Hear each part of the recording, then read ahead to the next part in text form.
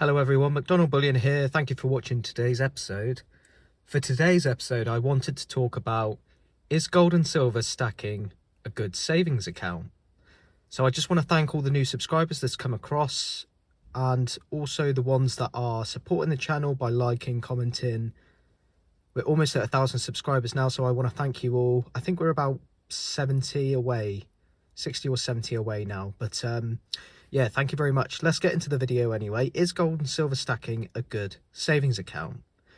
Now, savings is a net surplus of funds. It's what people use to put in for a rainy day.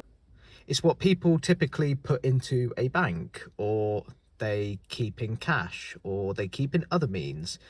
It's an extra amount of funds which you will keep, perhaps to spend one day, or perhaps not spend at all, but at least you have it. Now, I wanted to discuss some of the facts, what it comes with savings and savings accounts. Now, since 1973, the British pound has lost 94% of its spending power. And for the US dollar, for those US viewers, the US dollar has lost 85% of its purchasing power. So currency can gradually weaken over time due to inflation being one factor. And especially since inflation has grown 10%, especially in the UK in the past year or so, it's a huge problem, especially when you are receiving less for your money, especially if you're not getting any pay increases and things like that. Your money is not going to go as far as it did perhaps before. So gold and silver has grown, but is it a good savings account? Let's find out. So for the purpose of the video, I'll give an example of using $1,000. I know 40% of the viewers that watch this channel are the US, so I'm going to put it in dollars for the purpose of this video. So $1,000, you've got $2,000 in total, and you put $1,000 in silver and $1,000 in gold. The year is 2013, 10 years ago. The silver spot price was actually around about $22 or so. Now, silver in today's market, as of right now, it's only grown from a 10-year period 4.88%. And that's a very poor figure. Gold, on the other hand, 10 years ago, spot was about $13.23, so $13.23. And it's actually grown 42%. So a lot more than silver. And a regular savings account, let's say, an example I've given is from a bank here in the UK. A regular savings interest account that you can earn money on top of the savings that you have is about 0.70%. Now, this figure is not hugely accurate. It has gone down since inflation hit. It was a little bit more than this, but I'm going to use this as a basic figure to just suggest that if you put £1,000 in a regular saving account, or $1,000, it's only risen, let's say, around about 7% if it's in a regular, normal savings account in the bank. So in total, using these figures, if you put $1,000 into silver 10 years ago, it will only be worth $1,048 today. Gold would be worth, if you put $1,000 in 10 years ago, $1,420 today. And in that regular savings account in a bank, $1,000 would be, with the figure I used, $1,070. So it puts in perspective some of the savings that you could have expected to have received using historical data from the last 10 years. So with the data that I've just spoken about with gold and silver and savings account, silver has performed the worst out of the three, and gold has performed the best. Now, people have different reasons as to why they save. Perhaps they're saving for an emergency fund. Perhaps they're trying to buy something, a pension, perhaps a house. I know here in the UK we have something called a lifetime ISA. Now, if you don't know what a lifetime ISA is and you're looking to buy a house, it's where the government will top up a 25% bonus on up to a max of £4,000 a year. So, for example, if you open an account, you can open it with a variety of different banks, and you put in £4,000, you will get a £1,000 bonus a year. and it resets every April. That might be something that you could consider as opposed to perhaps buying so much silver.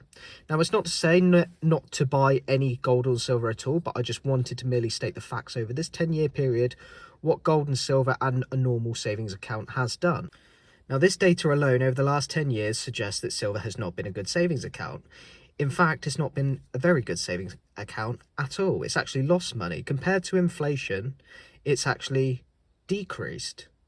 But over the 20-year period, how I've said in different videos before, it's actually grown 500%, over 500%. So it just shows the volatility when it comes to silver.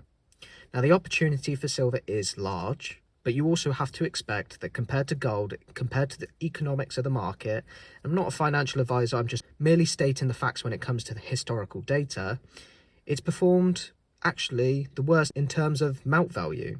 It's not to disregard it completely. Inflation has risen around about 30% in those last 10 years. So with silver only rising about 4% in those last 10 years, if you was to sell within those 10 years, then you are likely to have lost money, potentially. Especially with premiums and things, unless you got a really good deal, then perhaps gold might be a better option for you if you're saving within that 10-year period. Now, no one knows what's going to happen in the next 10 years or so. Silver could double. Silver could rocket, as some people may say. Silver could drop completely. You know, there may be a huge sell-off. Who knows? No one knows. But what we can do is we can have a look at the market, the trends and the patterns and things, and we can semi-predict what the forecast potentially will be.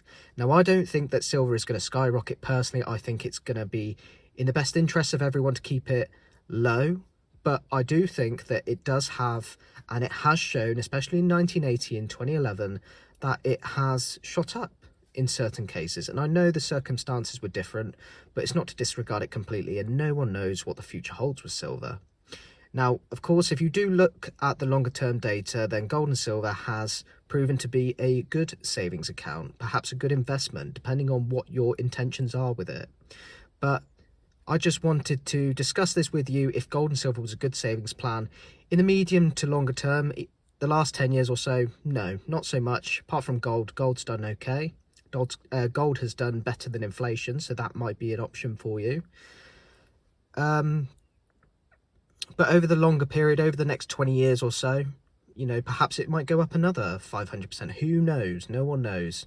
And silver has performed well over that long period of time. So silver is not to be, if you are using it as a big savings or investment, it's better to hand it down potentially, you know, possibly wait for it to rise, but we will see. I would love to hear your opinions, what you think. Leave a like on the video if you do enjoy me talking about gold and silver. If you do enjoy this content, I'd love to hear your thoughts as well, so leave a comment. And there's extra bonus points if you subscribe to the channel so you don't miss a video, and hit the notification bell so you'll be made aware when I give away my 1,000 subscriber prize, which I'll be releasing shortly. So you don't want to miss that out. There's multiple prizes and there's worldwide shipping. It's going to be totally free for you all. But thank you very much for listening. I really appreciate it, and I will see you guys in the next video. This is McDonald Bullion. Take care, everyone. Bye-bye for now.